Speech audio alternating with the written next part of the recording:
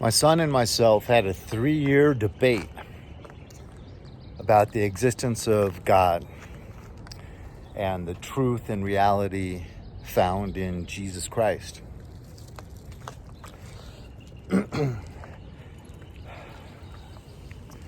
And you can lead a horse to water, but you can't make him drink.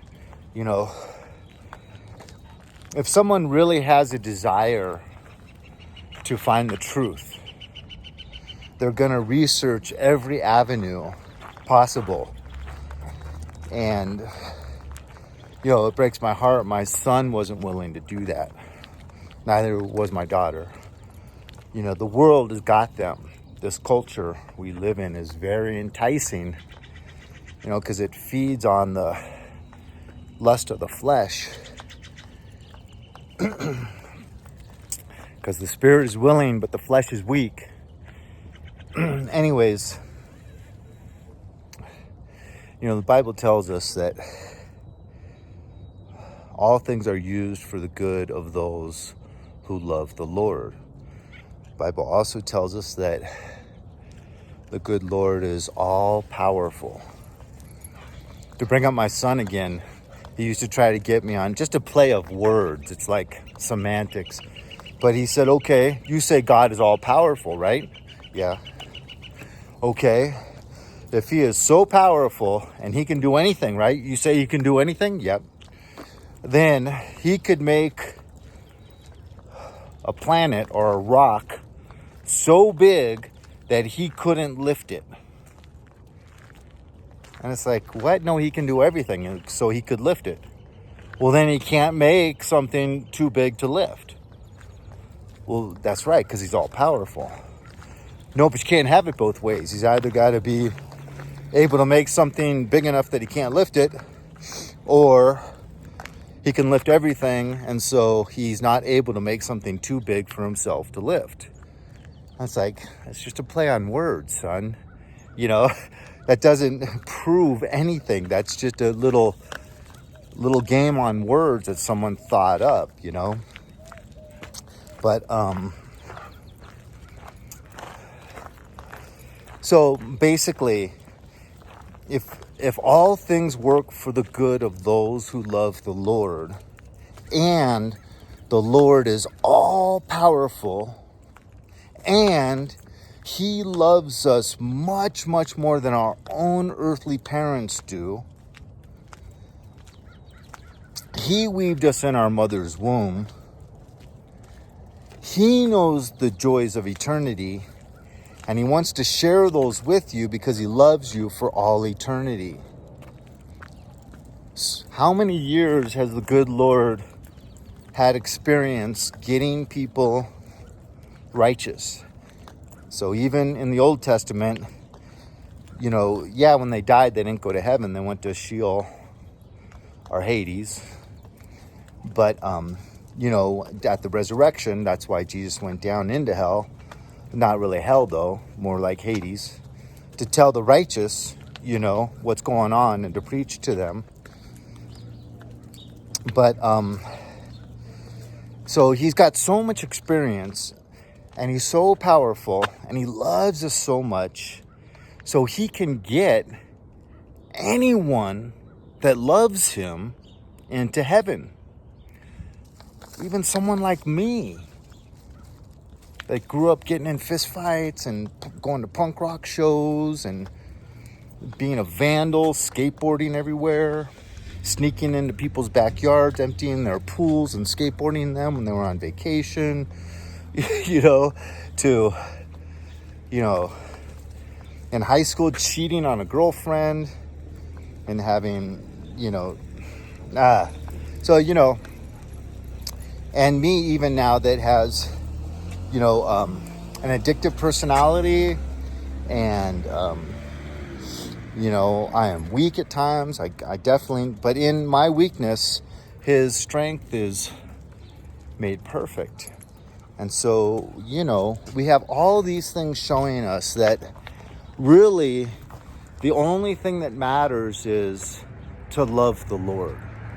And if we love him, that patience going through trials and tribulations, that trust, all of that's there.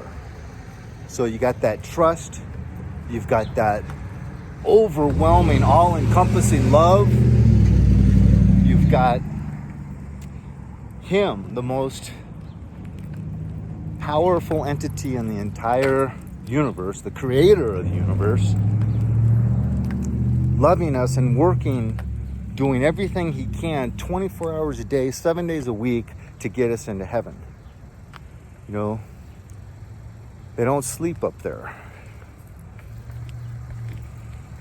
And we're going to be working too.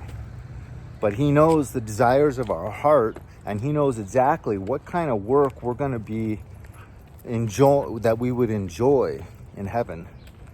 So it's not going to just be bliss all day long, riding horses through the countryside and trout fishing. And no, we have work to do for the kingdom. I mean, I'm Catholic, and I really believe in the intercession of all these saints and all the miracles they've worked for thousands of years.